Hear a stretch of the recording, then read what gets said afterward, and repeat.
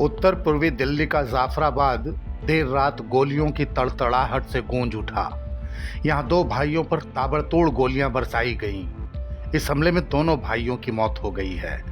Double murder की यह वारदात जाफराबाद के चौहान बागर इलाके की गली नंबर 17 में हुई। मारे गए दोनों भाइयों की पहचान 31 साल के फजील और 33 बरस के नदीम के रूप में हुई है।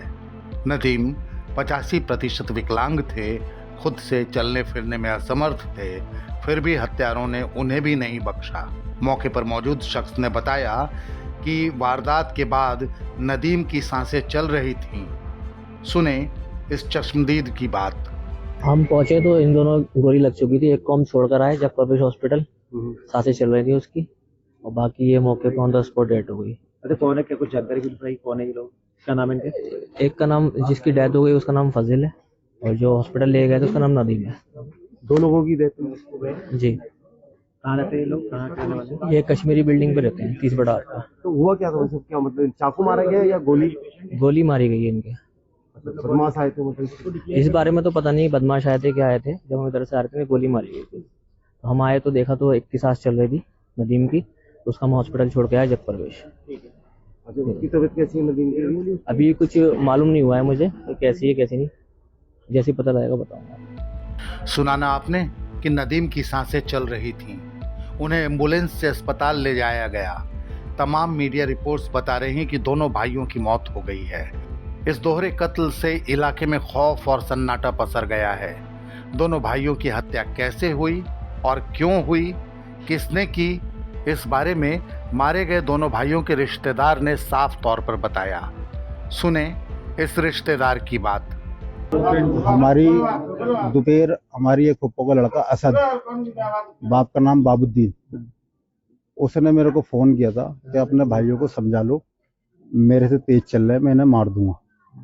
हम उसके घर पहुंचे थे, वहाँ कंप्रोमाइज हुआ। उसकी अम्मी, उसके दोनों भाई, उसके बाप, ये तीनों भाई वहाँ थे, और वहाँ उन्होंने कहा ठीक है जी, कोई बात नहीं, कोई दिक्कत वाली बात नहीं है, जो भी मसला है सोल्ड आउट हो गया। लेकिन उसने हमें तभी कहा था कि किसी को रिकॉर्डिंग उसने भेजी थी, रिकॉर्डिंग कर रहा था वो, हमारे फ़ोन पे बात की, जो भी बात वहाँ हुई है उसके फ़ोन में रिकॉर्डिंग है वो सारी, और किसको भेजी उसने, इनके पीछे कौन है, ये इसके बारे में मुझे कुछ नहीं पता। अभी जो मारने में था असद का पूरा हाथ था, असद ही था यहाँ पे मौके पे। अच्छा, वैसे भाई झगड़ा किस बात को लेकर हुआ था? कुछ झगड़ा किसी बात को लेकर नहीं था। पहले वो भाई के साथ ही रहता था, छोटे वाले नदीम की गाड़ी वही चलाता था पहले।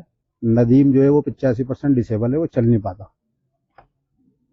उससे इसकी कोई आपस की छेड़बाजी है कि भाई मैं ज्यादा बड़ा बदमाश बन गया हूँ, आप मुझसे दूर रहो, इस बात को लेके। और वैसी कोई दुश्मनी नहीं थी ना आज तक हमारी उससे, कभी तू में हुई। सगी फुप्पो का लड़का है मेरा, माँ का नाम अनीसा है, उसके बाप का नाम बाबुद्दीन है। कहाँ रहता है वो? ये मिर्जा वाली गली में यहीं रहता है पीछे। 4-5 लोग थे जी साथ में सब। कितनी मतलब सबने, सबके हाथ में पिस्टल थी, सबने ही गोलियां चलाई थी? देखो जी, मैं मौके पे था नहीं, जो जानकारी अभी सब जानकारी मिल रही है। जब मैं भाई को उठा के लेके जा रहा था अपने भाई में, उसमें सांस थी। जब वो असद असद इतना बोला वो मेरे से, बस उसके बाद वो हॉस्पिटल में, अभी उसके बारे में कोई जानकारी आई नहीं। मौके पर पहुंची पुलिस ने जांच का काम शुरू कर दिया है। क्राइम सीन को घेर दिया गया है। मौके पर स्कूटी गिरी पड़ी है, गोलियों के खोखे बिखरे पड़े हैं।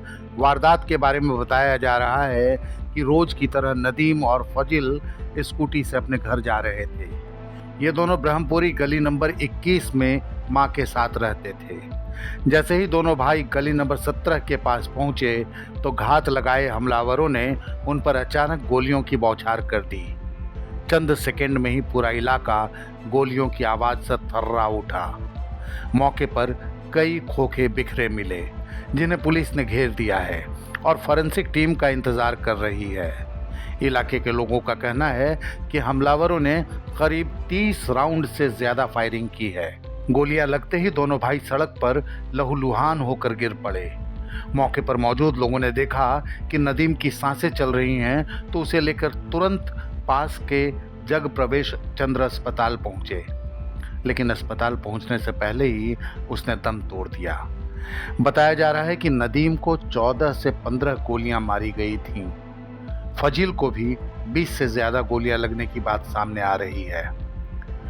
मृतकों के परिजनों का आरोप है कि इस दोहरे हत्याकांड को अंजाम देने वाले कोई और नहीं बल्कि उनके अपने ही बुआ के बेटे हैं। फिलहाल पुलिस ने शव को कब्जे में लेकर पोस्टमार्टम के लिए भेज दिया है और मामले की गंभीरता से जांच शुरू कर दी गई है। आरोपियों की गिरफ्तारी के लिए पुलिस की कई टीमें गठित की गई हैं और इलाके में लगे सीसीटीवी कैमरों की फुटेज खंगाली जा रही है।